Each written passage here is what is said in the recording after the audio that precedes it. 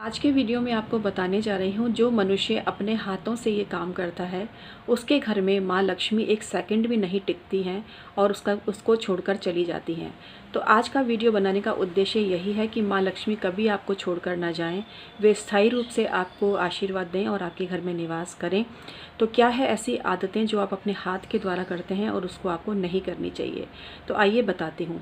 मैं हूँ डॉक्टर उमाश्री, आपकी अपनी ज्योतिषी। आज फिर एक नई जानकारी लेकर आई हूँ जिसमें कुछ भी खर्चा नहीं है, सिर्फ अपनी आदत को ही परिवर्तित करना है और फिर देखिएगा किस तरह से आप भी धनवान बनते हैं और आपके घर में भी निरंतर धन का आगमन होता है।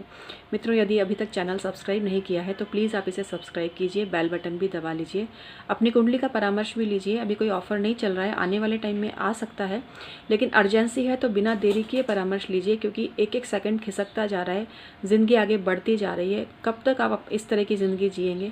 आपको भी हक है अपनी ज़िंदगी के गमों को नष्ट करने का, दुखों को समाप्त करने का और खुशहाल ज़िंदगी जीने का। तो बिना देरी के संपर्क करिए। एक छोटी सी सलाह आपके पूरे जीवन को बदल के रख सकती है और आपको लगेगा ये है ज़िंदगी, कितना मज़ा आ रहा है ज़िंदगी को जीने में। इस तरह का एहसास आपको हर पल होने लगेगा।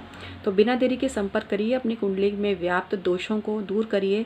बहुत से भयानक दोष कई कुंडलियों में होते हैं, उन्हें नहीं पता होता और वो छोटी छोटी ज़िंदगी में छोटी छोटी बातों से परेशान होते हैं, लेकिन उनको पता नहीं है कि उनकी कुंडली के दोष हैं जिसकी वजह से उन्हें ये सब भुगतना पड़ रहा है। तो मेरा निवेदन यही है कि यदि आप इन सब चीज़ों में विश्वास करते हैं तो बिना देरी किए अपनी कुंडली का परामर्श लीजिए।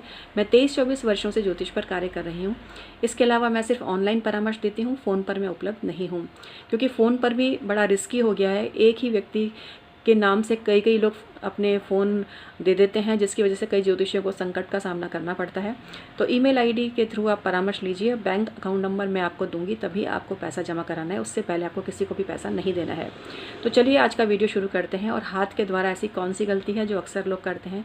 पहली चीज़ है टेबल को बजाना।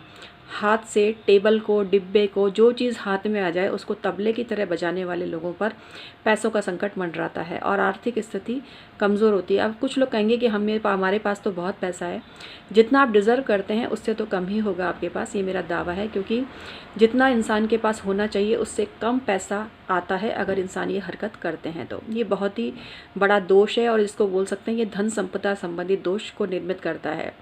दूसरी चीज़ क्या है? दूसरी चीज़ है चाबी के छल्ले को घुमाना। जी हाँ, कई लोगों की आदत होती है, उंगली में चाबी का छल्ला फंसा लेते हैं और उसको घुमाते रहते हैं। ऐसे लोगों के पास भी धन स्थिर नहीं रहता। उनका पैसा जितना वो कमाते हैं उससे कहीं ज़्यादा उड़ जाता है मतलब नष्ट हो जाता है।